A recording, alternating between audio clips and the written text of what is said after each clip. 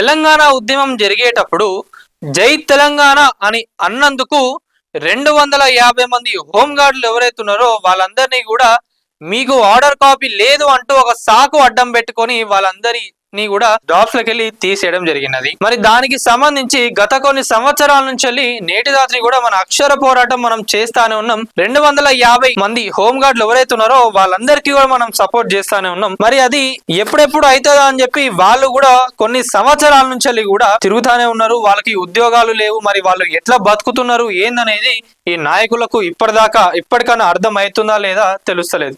ఈ ముచ్చట మళ్ళీ ఒకసారి మనం ఎందుకు మాట్లాడుతున్నాం అంటే దీని గురించి నేను ప్రతి ఒక్క ఫోటోగ్రాఫ్స్ అట్లనే ఇంకా ఎవరెవరు ఎన్ని కష్టాలు పడ్డరు, ఏ మంత్రులను కలిసిండ్రు, వాళ్ళు ఏం మాట్లాడినరు, అసెంబ్లీలో మేము వాళ్ళందరికీ కొలువులు మళ్ళా ఇస్తాము అని చెప్పిన ఎక్స్ సీఎం కేసీఆర్ గారు కూడా అప్పుడు మాట ఇచ్చిండ్రు. అప్పుడు సీఎం గా ఉన్నప్పుడు కేసీఆర్ గారు కూడా ఉమ్మడి ఆంధ్రప్రదేశ్ రాష్ట్రంలో ఆర్డర్ కాపీ లేదని అన్యాయంగా తొలగించిన హోంగార్డులందరినీ కూడా మళ్ళా విధుల్లోకి తీసుకుంటామని చెప్పి కేసీఆర్ గారు అసెంబ్లీ సాక్షిగా ఎప్పుడు 2018 14th మార్చ్ అసెంబ్లీలో చెప్పడం జరిగినది. ఇది కేసీఆర్ గారు మాట్లాడింది. అప్పుడు బీఆర్ఎస్ ప్రభుత్వం ఉన్నప్పుడు ఎవరెవరు మాట్లాడిండ్రు, ఇప్పుడు ప్రజా ప్రభుత్వం ఉన్నప్పుడు మరి అప్పట్లో రేవంత్ రెడ్డి గారిని కూడా వీళ్ళు కలిసిండ్రు. ఇగోండి ఇక్కడ కేసీఆర్ గారు, మీరు మాట్లాడిన ముచ్చటనే వీడియోలు కూడా ఉన్నాయి, చూపిస్తా. హోంగార్డులు అందరికీ కూడా నేటి రాత్రి ఇప్పటి నుంచెల్లని కాదు ఎప్పటి నుంచెల్లో కూడా సపోర్ట్ చేస్తా ఉన్నది.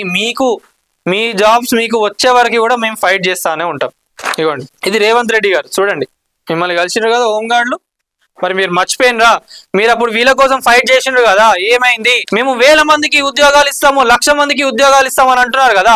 250 మంది హోంగార్డులు ఎవరైతే ఉన్నారో వాళ్ళకు పోయిన జాబ్స్ అవి మీరు ఇవ్వలేకపోతున్నారా?